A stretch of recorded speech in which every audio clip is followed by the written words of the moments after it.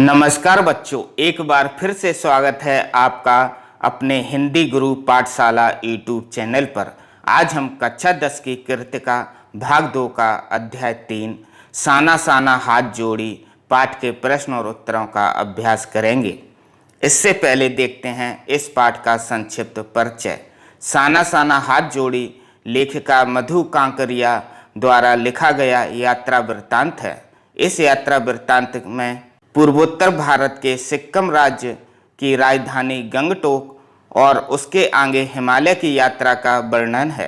हिमालय के अनंत सौंदर्य का ऐसा अद्भुत वर्णन लेखिका ने किया है कि मानो हिमालय का पल पल परिवर्तित सौंदर्य हम अपनी आँखों से निहार रहे हैं। इस यात्रा वृत्तांत की विशेषता यह है कि लेखिका अपने सामाजिक दायित्व के प्रति भी सजग है और मेहनतकश इंसानों के प्रति उनके मन में सम्मान का भाव है। तो बच्चों, अब देखते हैं इस पाठ के प्रश्न और उत्तरों को। यह प्रश्न और उत्तर मैंने बहुत ही छोटे छोटे और सरल भाषा में बनाए हैं, जो आपको वीडियो देखने से ही याद हो जाएंगे। इसलिए वीडियो को पूरा अवश्य देखें। और आपको अगर इस प्रश्न और उत्तरों की PDF चाहिए तो उसकी लिंक मैंने डिस्क्रिप्शन बॉक्स में दे रखी है। उस लिंक पर क्लिक करें और PDF देखें। आइए बच्चों, देखते हैं इस पाठ का प्रश्न 1। झिलमिलाते सितारों की रोशनी में नहाया गंगटोक लेखिका को किस तरह सम्मोहित कर रहा है? उत्तर: झिलमिलाते सितारों की रोशनी में नहाया गंगटोक लेखिका के मन में सम्मोहन जगा रहा है। इस सुंदरता ने उस पर ऐसा जादू कर दिया था कि उसे सब कुछ ठहरा हुआ सा और अर्थहीन सा लग रहा है। उसके भीतर बाहर जैसे एक शून्य सा व्याप्त हो गया था। प्रश्न 2। गंगटोक को मेहनतकश बादशाहों का शहर क्यों कहा गया है? उत्तर: गंगटोक एक ऐसा पर्वतीय स्थल है जिसे वहाँ के मेहनतकश लोगों ने अपनी मेहनत से सुरभ्य बनाया है। वहाँ सुबह शाम रात सब कुछ सुंदर प्रतीत होता है। यहाँ के निवासी भरपूर परिश्रम करते हैं, इसलिए गंगटोक को मेहनतकश बादशाहों का शहर कहा गया है। प्रश्न 3। कभी श्वेत तो कभी रंगीन पताकाओं का फहराना किन अलग अलग अवसरों की ओर संकेत करता है? उत्तर: श्वेत पताकाएं किसी बुद्धिस्ट की मृत्यु पर फहराई जाती हैं। किसी बुद्धिस्ट की मृत्यु हो जाए तो उसकी आत्मा की शांति के लिए नगर के बाहर किसी वीरान स्थान पर मंत्र लिखी 108 पताकाएं फहराई जाती हैं, जिन्हें उतारा नहीं जाता। वे धीरे धीरे अपने आप नष्ट हो जाती हैं और किसी शुभ कार्य को आरंभ करने पर रंगीन पताकाएं फहराई जाती हैं। प्रश्न 4। लॉन्ग स्टॉक में घूमते हुए चक्र को देखकर लेखिका को पूरे भारत की आत्मा एक सी क्यों दिखाई दी? उत्तर: लॉन्ग स्टॉक में घूमते हुए चक्र को देखकर लेखिका ने उसके बारे में पूछा तो पता चला कि यह धर्म चक्र है। इसे घुमाने पर सारे पाप धुल जाते हैं। उनकी यह बात सुनकर लेखिका को ध्यान आया कि पूरे भारत की आत्मा एक ही है। मैदानी क्षेत्रों में गंगा के विषय में भी ऐसा ही कहा जाता है। उसे लगा कि पूरे भारत की आत्मा एक सी है। सारी वैज्ञानिक प्रगति के बावजूद उनकी आस्थाएं, विश्वास, अंधविश्वास और पाप पुण्य की अवधारणाएं एक सी हैं। प्रश्न 5। जितेन गार्गे ने लेखिका को सिक्किम की प्रकृति, वहाँ की भौगोलिक स्थिति एवं जनजीवन के बारे में क्या महत्वपूर्ण जानकारियाँ दी? लिखिए। उत्तर: जितेन ने लेखिका को एक अच्छे गाइड की तरह सिक्किम की मनोहारी प्राकृतिक छटा, सिक्किम की भौगोलिक स्थिति और वहाँ के जनजीवन की जानकारियाँ इस प्रकार दी। देखें। नंबर 1, सिक्किम में गंगटोक से लेकर यमथांग तक तरह तरह के फूल हैं। फूलों से लदी वादियाँ हैं। दूसरा, रंगीन पताकाएं किसी नए कार्य के शुरू होने पर लगाई जाती हैं। तीसरा, कभी लोग स्टॉक यहाँ गाइड फिल्म की शूटिंग हुई थी। चौथा, यहाँ धर्मचक्र है अर्थात फेयर व्हील, इनको घुमाने से सारे पाप धुल जाते हैं। पांचवा, यहाँ पहाड़ी इलाका है, यहाँ कोई भी चिकना चरवीला आदमी नहीं मिलता है। नंबर 6, नार्गे ने उत्साहित होकर कटाव के बारे में बताया कि कटाव हिंदुस्तान का स्विट्जरलैंड है। प्रश्न 6, जितेन गार्गे की गाइड की भूमिका के बारे में विचार लिखते हुए लिखिए कि एक कुशल गाइड में क्या गुण होते हैं। उत्तर, गार्गे एक कुशल गाइड था। वह अपने पेशे के प्रति पूरा समर्पित था। उसे सिक्किम के हर कोने के विषय में भरपूर जानकारी प्राप्त थी, इसलिए वह एक अच्छा गाइड था। एक कुशल गाइड में निम्नलिखित गुणों का होना आवश्यक है। देखें वह गुण। नंबर 1, एक गाइड अपने देश व इलाके के कोने कोने से भली भांति परिचित होता है, अर्थात उसे संपूर्ण जानकारी होनी चाहिए। दूसरा, उसे वहाँ की भौगोलिक स्थिति, जलवायु व इतिहास की संपूर्ण जानकारी होनी चाहिए। तीसरा, एक कुशल गाइड को चाहिए कि वह अपने भ्रमणकर्ता के हर प्रश्नों के उत्तर देने में सक्षम हो। चौथा, एक कुशल गाइड को अपनी विश्वसनीयता का विश्वास अपने भ्रमणकर्ता को दिलाना आवश्यक है, तभी वह एक आत्मीय रिश्ता कायम कर अपने कार्य को कर सकता है। पांचवा, गाइड को कुशल व बुद्धिमान व्यक्ति होना चाहिए ताकि समय समय पर वह विषम परिस्थितियों का सामना अपनी कुशलता व बुद्धिमानी से कर सके व अपने भ्रमणकर्ता की सुरक्षा कर सके।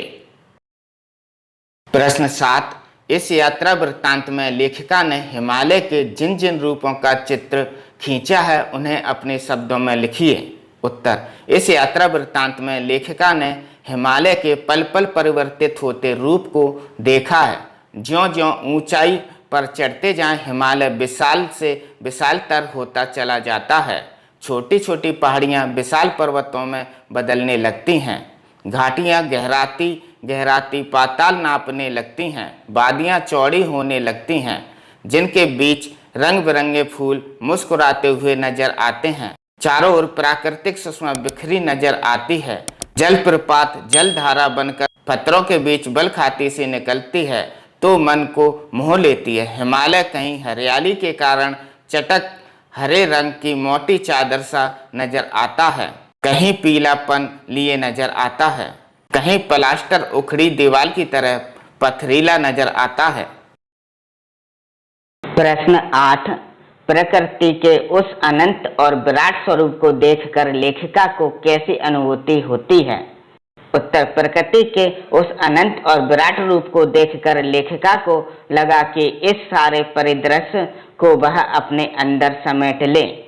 लेखिका चित्रलिखित सी माया और छाया के अनूठे खेल को भर भर आंखों से देखती जा रही थी। उसे लगा कि प्रकृति उसे सयानी बनाने के लिए जीवन रहस्य पर तुली हुई है। इन अद्भुत और अनूठे नज़ारों ने लेखिका को पल भर के लिए जीवन की शक्ति का अनुभव करा दिया है। उसे ऐसा लगने लगा जैसे वह देश और काल की परंपरा से दूर बहती धारा बनकर बह रही हो और उसके मन में सारा मैल और वासनाएं इस निर्मल जल में बहकर नष्ट हो गई हों। प्रश्न, प्राकृतिक सौंदर्य के अलौकिक आनंद में डूबी लेखिका को कौन कौन से दृश्य झकझोर गए। उत्तर, प्राकृतिक सौंदर्य के अलौकिक आनंद में डूबी लेखिका को सड़क बनाने के लिए पत्थर तोड़ती सुंदर कोमलांगी पहाड़ी औरतों का दृश्य झकझोर गया। उसने देखा कि उस अद्वितीय सौंदर्य से निरपेक्ष कुछ पहाड़ी औरतें पत्थरों पर बैठी पत्थर तोड़ रही थीं। उनके हाथों में कुदाल और हथौड़े थे और कईयों की पीठ पर डोको यानी बड़ी टोकरी में उनके बच्चे भी बंधे थे। यह विचार उनके मन को बार बार झकझोर रहा था कि नदी, फूलों, वादियों और झरनों के ऐसे स्वर्गिक सौंदर्य के बीच भूख, मौत, दैन्य और जिजीविषा के बीच जंग जारी है। प्रश्न 10, सैलानियों को प्रकृति की अलौकिक छटा का अनुभव करवाने में किन किन लोगों का योगदान होता है, उल्लेख कीजिए। उत्तर, सैलानियों को प्रकृति की अलौकिक छटा का अनुभव कराने में निम्न लोगों का योगदान सराहनीय होता है। नंबर 1, वे सरकारी लोग जो व्यवस्था में संलग्न होते हैं। दूसरा, वहाँ के स्थानीय गाइड जो उस क्षेत्र की सर्वथा जानकारी रखते हों। तीसरा, वहाँ के स्थानीय लोग जो सैलानियों के साथ रुचि से बातें करते हैं। चौथा, वे सहयोगी यात्री जो यात्रा में मस्ती भरा माहौल बनाए रखते हैं और कभी निराश नहीं होने देते हैं, उत्साह से भरपूर होते हैं।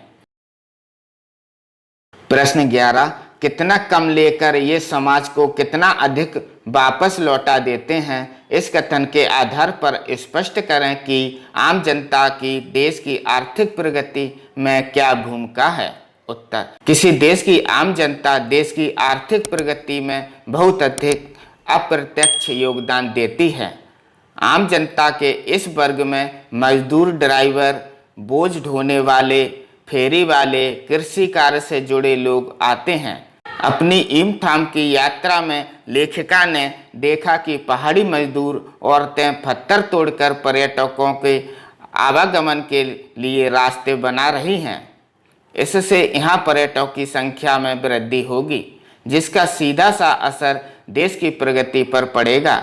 इसी प्रकार कृषि कार्यों में शामिल मजदूर, किसान फसल उगाकर राष्ट्र की प्रगति में अपना बहुमूल्य योगदान देते हैं।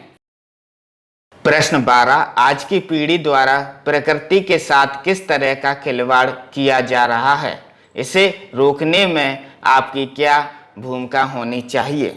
उत्तर, प्रकृति के साथ खिलवाड़ करने के क्रम में आज पहाड़ों पर प्रकृति की शोभा को नष्ट किया जा रहा है। वृक्षों को काटकर पर्वतों को नंगा किया जा रहा है। शुद्ध पवित्र नदियों को विभिन्न प्रकार से प्रदूषित करने में कोई कसर नहीं छोड़ी जा रही है। नगरों का, फैक्ट्रियों का गंदा पानी पवित्र नदियों में छोड़ा जा रहा है। सुख सुविधा के नाम पर पॉलीथीन का अधिक प्रयोग और वाहनों के द्वारा प्रतिदिन छोड़ा धुआं पर्यावरण के संतुलन को बिगाड़ रहा है। इस तरह प्रकृति का गुस्सा बढ़ रहा है। मौसम में परिवर्तन आ रहा है। ग्लेशियर पिघल रहे हैं। प्रकृति के साथ खिलवाड़ को रोकने में हम सहयोग दे सकते हैं। जैसे नंबर 1, वर्तमान में खड़े वृक्षों को न काटें और न काटने दें। दूसरा, यथासंभव वृक्षारोपण करें और दूसरों को वृक्षारोपण के लिए प्रेरित करें। तीसरा, वाहनों का प्रयोग यथासंभव कम करें। सब्जी लेने और व्यर्थ सड़कों पर घूमने में वाहनों का प्रयोग न करें। चौथा, पॉलीथीन, अवशिष्ट पदार्थों तथा नालियों के गंदे पानी को नदियों में न जाने दें। प्रश्न 13, प्रदूषण के कारण स्नोफॉल में कमी का जिक्र किया गया है। प्रदूषण के और कौन कौन से दुष्परिणाम सामने आए हैं, लिखें। उत्तर, लेखिका को उम्मीद थी कि उसे लायोंग में बर्फ देखने को मिल जाएगी, लेकिन एक सिक्किमी युवक ने बताया कि प्रदूषण के कारण स्नोफॉल कम हो गया है, अतः उन्हें 500 मीटर ऊपर कटाव में ही बर्फ देखने को मिल सकती है। प्रदूषण के कारण पर्यावरण में अनेक परिवर्तन आ रहे हैं। स्नोफॉल की कमी के कारण नदियों में जल प्रवाह की मात्रा कम होती जा रही है। परिणाम स्वरूप पीने योग्य जल की कमी सामने आ रही है। प्रदूषण के कारण ही वायु प्रदूषित हो रही है। महानगरों में सांस लेने के लिए ताज़ा हवा का मिलना भी मुश्किल हो रहा है। सांस संबंधी रोगों के साथ साथ कैंसर तथा रक्तचाप की बीमारियां बढ़ रही हैं। ध्वनि प्रदूषण मानसिक अस्थिरता, बहरेपन तथा अनिद्रा जैसे रोगों का कारण बन रहा है। प्रश्न 14, कटाव पर किसी दुकान का न होना उसके लिए एक वरदान है। इस कथन के पक्ष में अपनी राय व्यक्त कीजिए। उत्तर, कटाव पर किसी भी दुकान का न होना उसके लिए वरदान है, क्योंकि अभी यह पर्यटक स्थल नहीं बना है। यदि कोई दुकान होती तो वहां सैलानियों का अधिक आगमन शुरू हो जाएगा और वे जमा होकर खाते पीते गंदगी फैलाते। इससे गंदगी तथा वहां पर वाहनों के अधिक प्रयोग से वायु में प्रदूषण बढ़ जाएगा। लेखिका को केवल यही स्थान मिला जहां पर वह स्नोफॉल देख पाई। इसका कारण यही था कि वहां प्रदूषण नहीं था। अतः कटाव पर किसी भी दुकान का न होना उसके लिए एक प्रकार से वरदान ही है। प्रश्न 15, प्रकृति ने जल संचय की व्यवस्था किस प्रकार की है? उत्तर, प्रकृति ने जल संचय की व्यवस्था नायाब ढंग से की है। प्रकृति सर्दियों में बर्फ के रूप में जल संग्रह कर लेती है और गर्मियों में पानी के लिए जब त्राही त्राही मचती है तो उस समय यही बर्फ शिलाएं पिघलकर जलधारा बन के नदियों को भर देती है। सचमुच प्रकृति ने जल संचय की कितनी अद्भुत व्यवस्था की है।